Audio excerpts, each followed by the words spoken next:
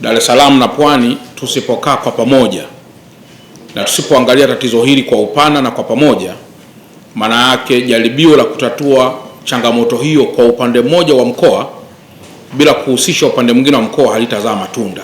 Tatizo la foleni katika mkoa wetu limekuwa ni kubwa,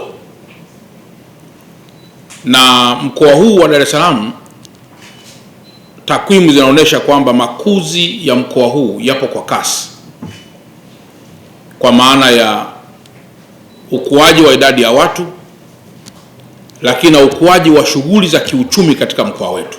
Magari ambayo yamekuwa yakihudumiwa au yakitoa huduma katika bandari yetu ya Dar es Salaam, kwa maana hizi trucks ambazo zimekuwa zikibeba makontena kupeleka sehemu zinginezo zikiwemo bandari kavu, kabla maboresho makubwa ambayo yamefanyika sasa, magari ambayo yalikuwa yanaingia hapa na kutoka kwa siku ilikuwa ni kama 2100, lakini hivi ninavyosema muda huu imeshahama idadi hiyo kutoka 2100 kwenda 2400, na mwaka huu mpaka tunafunga inakadiriwa kufika mpaka 3500 kwa siku. Na magari yaliyoongezeka yanaongezeka kwenye miundombinu ya barabara zile zile, na kwa mantikio lazima makelele na hasa kwa wananchi ambao wanaishi katika mkoa huu yawe ni makubwa.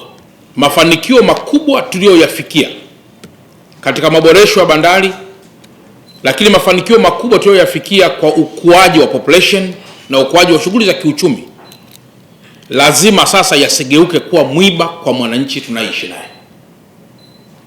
Leo wananchi wanaokaa Kigamboni kwa mfano mdogo tu, baadhi yao wengi wameamua kwenda kupanga nyumba mitaa ya Sinza kwa sababu kufika kwao imekuwa ni mwiba mchungu. Sasa hatuwezi kusimama kwa Watanzania tukaanza kuzungumzia kuhusu mafanikio tuliyoyapata kama mafanikio hayo yanaweza kuleta machungu na machozi kwao. Tunafahamu siku zote hakuna mafanikio ambayo hayawezi kubebwa na challenge. Sasa ndio maana tumeamua kwamba tuitane na wenzetu wa Pwani, tujadili kwa pamoja kwamba hivi akili zetu sisi kama viongozi zimestaki hapo. Leo intel yangu inanionyesha asubuhi ya leo baadhi ya vijana wanajiorganize ili kwenda kuichoma ICD mojawapo kwa sababu ina block magari na kusababisha foleni kubwa. Nafahamu hawawezi kufikia huko, lakini muhimu tukatatua, kwa sababu hata wao ni watu wanaohitaji kutumia barabara hizo. Mnakumbuka hata tarehe 29 watu wa zile vurugu, yapo mabasi ambayo yaliunguzwa kwenye barabara yakiwa yamesimama yako kwenye foleni ya kawaida.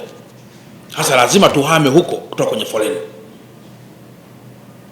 kutoka kwenye foleni twende kwenye foleni inayotembea kwa haraka, ili Watanzania wasiweze kutuchukia na kuichukia serikali yao.